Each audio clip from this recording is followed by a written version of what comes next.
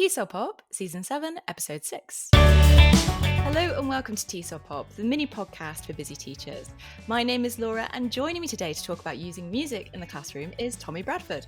Tommy is a TEFL qualified teacher with over 7 years of experience. In his work, he teaches English with music and other media. By combining the two, Tommy explores the importance of language and culture with his learners. Welcome to the show, Tommy. It's great to have you on. Thank you, Laura. It feels wrong that I'm on this side of the podcast, you know. In today's episode, we'll talk about what inspired Tommy to use music in his classes and how he uses songs as a resource. Tommy will share top tips on what to keep in mind when selecting music for our lessons, as well as close with a few of his favourite songs. As with many TESOL Pop episodes, today's episode is relevant to many teaching contexts, so why not continue the conversation by sharing this with your teaching community? All right, so let's get into it. Tommy, could you share us a bit about what inspired you to start bringing music into your lessons? Music has been always there. My dad played the guitar. I watched him play it, and I grew it. It was like watching a mini orchestra, and I loved, when I saw it for the first time that he was playing the guitar, I was like, I want to get into that. Then I remember going to my local music shop, buying my first guitar, then my parents ordered a guitar teacher, and from then onwards it was just like a love story with music, and then it was like you said, it's about 7 years ago that I started teaching English. And to start with, I was like thinking, what can I use, what's my superpower? And I realized my superpower is music. And I started using music with a few of my one-to-one students, and they were like, wow, that's really amazing. It's wonderful how you mentioned that music is your superpower and you've identified that as your unique selling point with, say, in business. Because as a independent business owner, you run your own classes, you find your own clients, you've leaned into something that's such a huge part of your life and used it to deliver value to your students and create interest and intrigue around things like grammar that can be quite repetitive in course books and what we've experienced before in our previous school studies. Could you give a few examples of how you're using music such as songs with your learners? Because I know you're not always bringing in your guitar and playing the song yourself as a live gig, but if you're bringing a song into a class, what are some of the things you kind of can do with it? Well, I mean, the first thing is you take a song and then you dissect it. You go through before you've even listened to it, you take the text and you start reading the text through. If you know the song already, you can even sing it to yourself. And then once you've done that, you then need to go and listen to it. You need to immerse yourself in the song. You need to hear what the genre of the music is, because genres have different stories. Rock and roll tells a story of the late 60s, 70s, a bit, and into the 80s. You've got to hear that genre and you've got to say, okay, what is the historical background of that song? And you think about it. Okay, so, you're reading all of it, you're reading the text through, you've heard it. And what is the story that they're trying to tell you? Maybe you want to go and do a background search. There are so many good websites. Do a background search. What is that? What does that website tell you? What does that person tell you about that song that you didn't know before? And just to give you a spoiler here, Gimmie Shelter is actually about the Vietnam War, because it was produced in around 1970, and it's about how everything around the singer is collapsing. Everything is on fire. People are angry. Whatever it might be. So you do a bit of historical background, and then you think about the cultural background of the song, and then with all that information, you've learned not only about the language, but you also learn about the culture, the history, and you can take this and you can go and listen to more of that, perhaps more of that same artist or same band, and understand how perhaps that band evolved over a period of time. Why did they go from being a rock and roll band to this sort of band, or whatever it might be? And that is what you get out of one song. When you were describing how much you can get from a song, you reminded me of a time when I've experienced songs and music in my own learning, and how much that stayed with me. Yeah. And from what you just described there, like as teachers, we can look at the lyrics, we can review it for the meaning behind it, the cultural and historical references, as well as the language. And that can like play out into the lesson, right? Where we can do gist for like general comprehension of the song with our learners, Mm. detail and picking out the grammar, and then going further and deeper into the song, getting them to explore, well, what do you think is the message here? Yeah. Here's the context. What do you think this song is about? And what do you think is the intention behind the singer, which I think is often missing from a lot of classes, that other step of inferring and exploring and responding to a creative piece of text or music. And the other thing that is missing in lots in many classes is if you do listen to a song, people completely misinterpret it. You know, there is a complete misinterpretation of what is said, what is being, what the message is. People always think, oh, he's probably talking about this.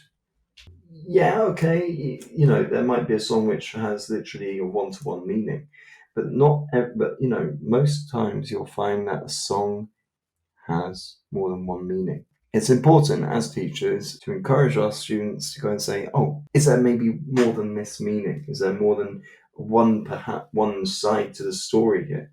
Yeah, really activating those critical thinking skills, right? And Yeah, opening a space, a safe space where there can be multiple opinions and interpretations yeah. that learners can listen to and respond to. When you're selecting songs, particularly for your classes, what sort of things do you bear in mind? Like, what makes a good song to use for the language learner?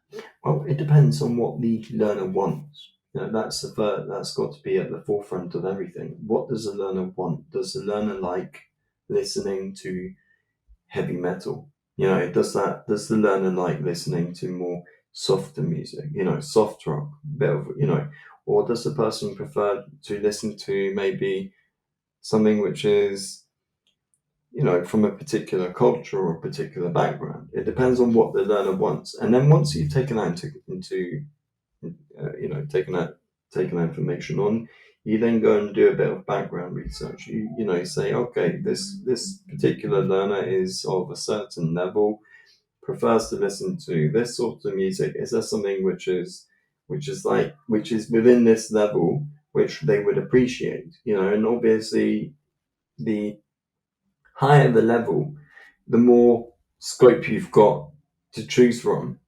But the lower that, but if you say, if the learner says, well, hey, I do like Bob Marley and I do like listening to his music, but at the same time, my level is only an A2, think, yeah, it could be a few problems here, so you got to find a middle way in between what the level is, what they like, and then you see, okay, I found something here which you might appreciate, which you might like, and then you go and do this. But you have to make sure also not to demotivate your students, in the sense that there are songs where the clarity of speech is really zero. You go and listen to a song and you will understand nothing, even as a native speaker. You think, well, if I gave that song, they would just, they would log off straight away, and they'd be like, they wouldn't come back. So you got to take these things into consideration, and you've got to think about the clarity of speech, the level of the learner, what the learner would like to listen to, what they would appreciate. And once you have that, you should have, and I'm not saying it's always the perfect mixture here, but you should have a good enough song which fits almost, let's say 2 out of 3 points here, and you think, super, that is good. We've got a win here. 2 out of 3 points covered. I'll take that. Let's try it out. That's so wonderful how you talk about that cycle of like listening to your learner, understanding their needs, selecting songs that are relevant to that, their level, their interests, and listening again even when you're using the song. Like, is it working? Are they enjoying it? Is it accessible? If not, as teachers, it's important that we reflect and learn from things that don't work, and then use that to feed into the next lesson. Exactly.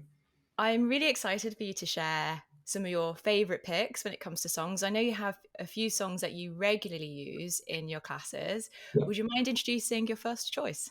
Anything from the Abba catalogue is definitely worth listening to. I chose Dancing Queen. You know, I mean, it's simply put, it's an uplifting song about a 17-year-old, I believe it is, who really wants to dance. It's you know, they want to have a good time, and you know, it's such an uplifting song. And with many of Abba's songs, it's clear as day what they're talking about. It's clear because they're very well spoken, they're very well pronounced words. I've chosen Dancing Queen, but you know, anything from the Abba back catalogue, you know, it can be anything. Just remember though that you should really try and choose something which fits 2 out of 3 criteria I talked about earlier.